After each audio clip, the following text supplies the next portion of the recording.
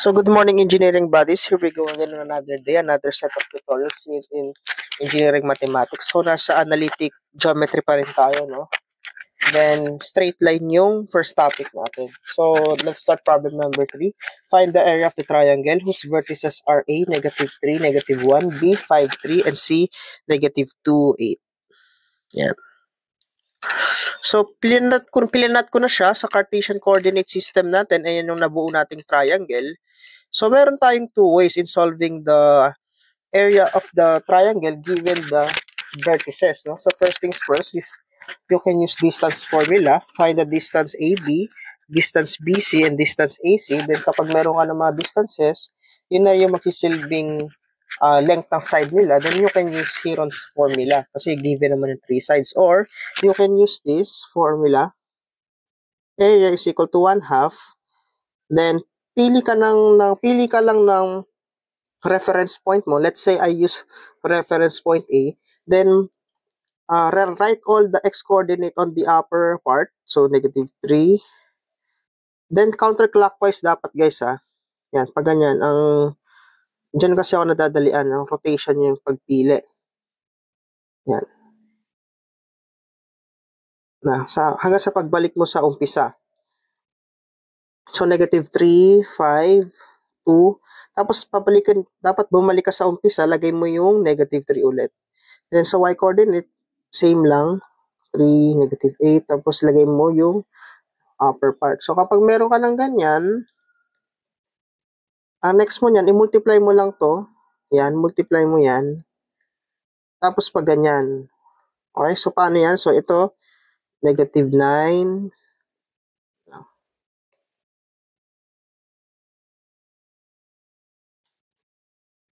-9. Tapos, i-plus mo. 5 times -8 is -40. 2 times negative is -2. Tapos, minus. Minus lagi yung operation dito, guys.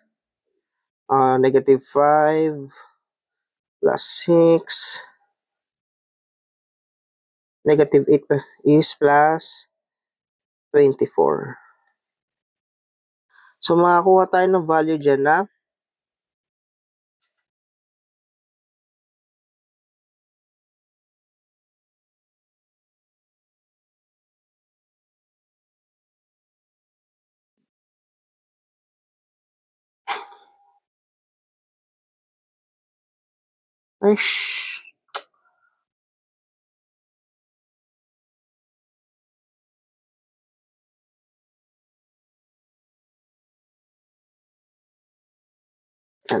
-76. Tapos, divide by 2, makakuha ka dyan ng 38 square units. Okay? Pero tandaan nyo palagi, kapag yung ginawa nyo rotation is counterclockwise, dapat ilagay nyo as positive yung sagot nyo. Kapag as clockwise naman yung ginamit nyo, dapat negative ang sagot. So, yeah, 38 square units ang sagot. Okay. So, itong technique na to is applicable to all kung kahit ilan yung coordinates na binigay. No? So, let's say, 4 yung bigay na coordinates, so quadrilateral siya, magagamit mo pa rin itong technique na to. Basta nandun yung concept na pili ka ng reference point, then pili ka kung ano gusto mong sa susunod na, kung counterclockwise ba din clockwise, then perform the indicated operation. So, and then, minus lagi itong operation na nasa gitna. Okay? So, next problem tayo, problem number 4. If the distance between the points 8, 7, and 3y is 13, what's the value of y? So, madali lang to. Gamitan tayo ng famous distance formula. Di ba ganyan to ang distance formula? X sub 2 minus x sub 1 squared plus y sub 2 minus y sub 1 squared. So, masakit sa ulo yung square root, lalo na kung yung hinahanap is coordinate. So, square lang both sides para maging ganito lang siya.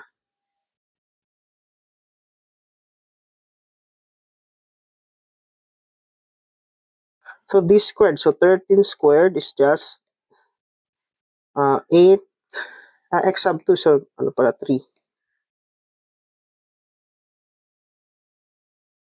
3 minus 8 squared plus y minus 7 squared. So, dito pala pwede na kayong uh, shift solve, pero mas maganda expand nyo to kasi magiging quadratic equation siya.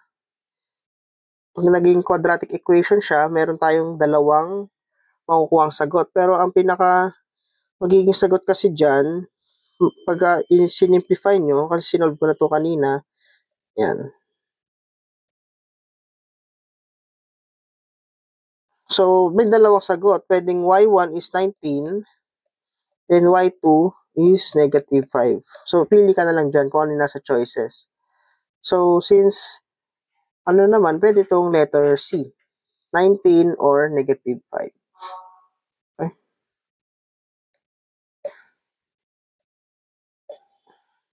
Guys, di ko na ito pinaka-simplify kasi alam kong kaya niya naman na to paano simplify. So, yan yung pag-solve ng problem number 4. So, next problem tayo.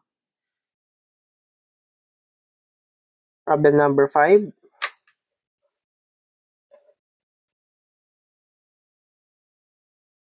The distance between the points sine x, cosine x, and cosine x sine x is?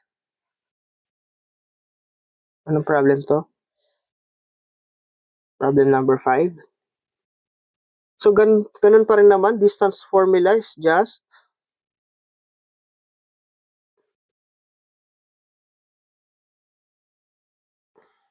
squared plus.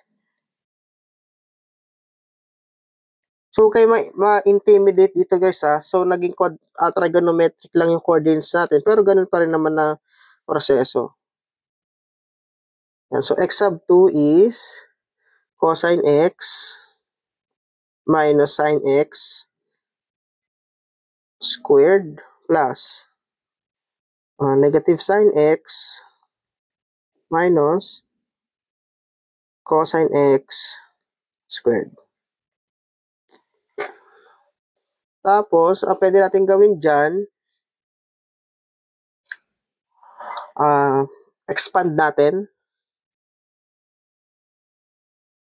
So, ito magiging cosine squared x minus 2 sine x cosine x plus sine squared x. Yan. Sana nakuha ko nung in-expand to, naging ganito siya.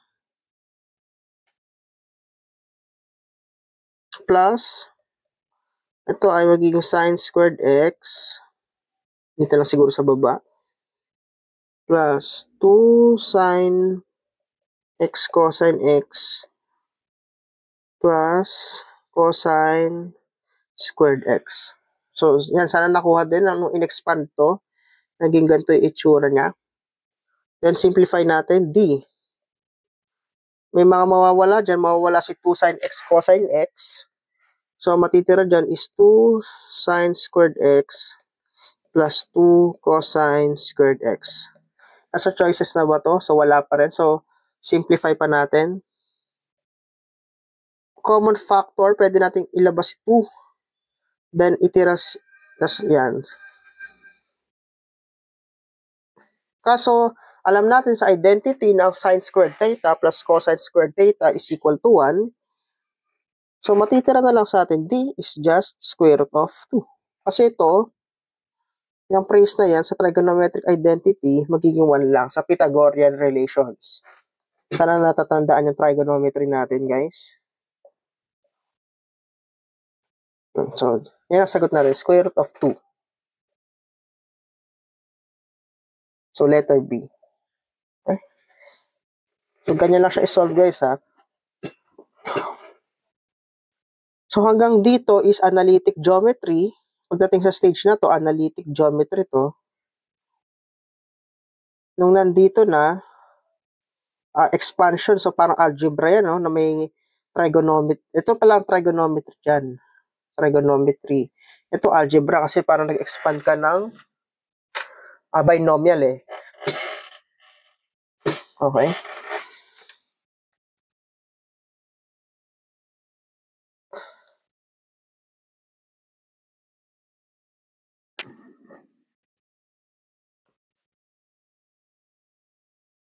I mean, in-expand mo tong expression na to. So, ayan. So, may isang problem pa tayo.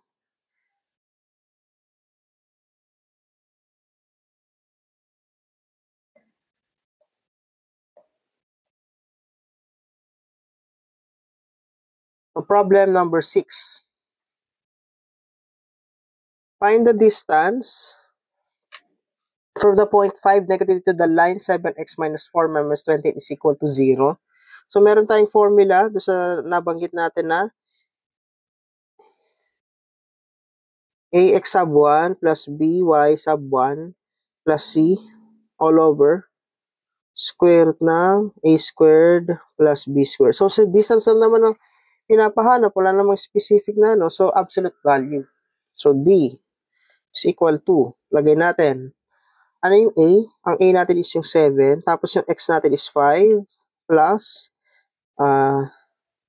so, negative 4 na siya, lagay na natin siya as negative 4 dito, minus 4, negative 3, minus 28, all over, square root ng 7 squared plus negative 4 squared.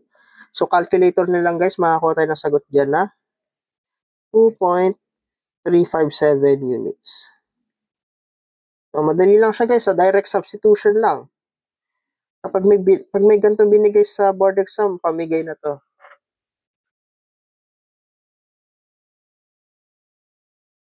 Yeah.